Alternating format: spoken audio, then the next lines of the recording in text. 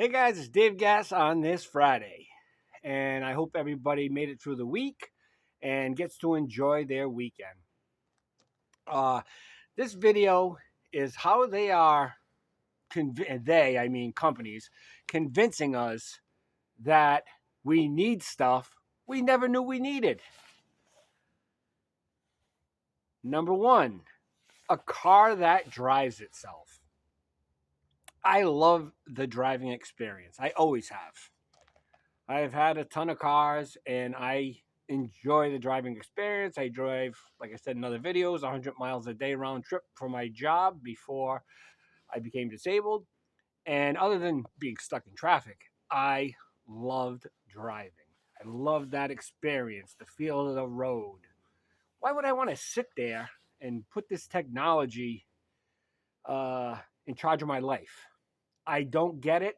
And if you have to remember now, I was in the car business for 38 years, auto body, auto painter, and cars just keep getting more complicated, which everybody knows, more technology, more expensive to fix, more expensive to insure, way more expensive to buy, and a lot of features and options you just don't need or use.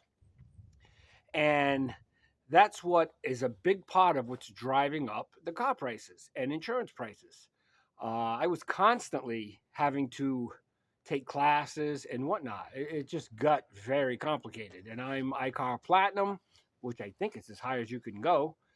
Even though I was getting older, I kept up on my job and my trade, and I enjoyed it. Uh, the thing is, just because it's more complicated and has more features, it doesn't make it better. It adds a lot of weight. That's why I had to go to iCar classes for the Ford F 150 aluminum body, the newer ones. And why they went to aluminum was all these new features. They added hundreds of pounds to the cars. You know, the bigger subwoofers and sound systems and TVs and airbags and safety features. Yes, I love. But there's a lot of features you don't even use. I have had, I believe, 8 or 9 Nissan Muranos leased. And I don't even know half the features in the things. I just love the vehicle because it's a sports car SUV. It's basically a Maxima that's an SUV.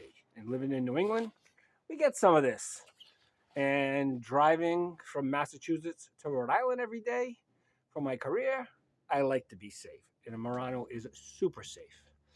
I never had one fail. Never went back to the dealership with 8 or 9 Muranos. I have a new one right now. All right. So number one, it's the car that drives itself. Number two, the computer on your refrigerator. I don't get it. Remember how basic it was before?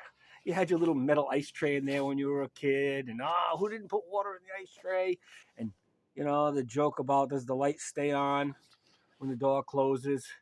Now you got a computer on your refrigerator. Are you serious? Too much technology, drives up the price of everything. Imagine, I think there's a market that car companies are missing.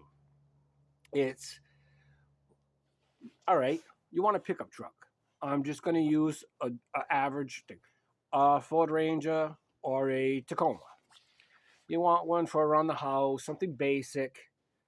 Go back, make a budget model. Crank windows. You can do heat and air. Make standard shift available.